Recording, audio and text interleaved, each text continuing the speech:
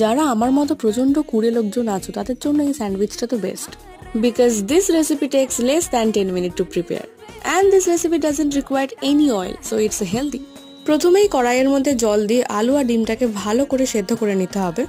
তারপরে বাড়িতে একটু খুঁজে খাঁচে দেখো স্যালাড বানানোর জন্য কিছু না কিছু পেয়েই যাবে, সেগুলোকে চপ চপ চপ করে ভালো করে কেটে ধুয়ে নাও আগে। তারপরে ওই যে ব্রেডগুলোকে একটু এপিট ওপিট ভালো করে সেঁকে নিতে হবে। দেন যে আলু ডিমটা সেদ্ধ করেছিলাম সেটাকে একটু নুন দিয়ে আমি স্ম্যাশ করেছি, এখানে সর্ষের তেল দেওয়ার কোনো প্রয়োজন নেই, এমনিই ভালো লাগবে। স্যালাডগুলোকে অ্যাড করে ভালো করে মাখিয়ে নিতে হবে। এটাকে দেখে আমার এত লোভ লাগছে আমি শুধুই বোধহয় এটাকে খেয়ে নেবো। And our show stopper is mango pickle. এটা হোমমেড, মা বানিয়েছে। এর মধ্যে অনেক কিছু মশলা দেওয়া আছে, গোলমরিচ থেকে শুরু করে সমস্ত কিছু দেওয়া আছে, যার জন্য আমি এক্সট্রা করে কোনো মশলা অ্যাড করিনি। And this is the game changer. এই পিকেলটাকে দিলেই না স্বাদটা 4 গুণ বেশি বেড়ে যায়।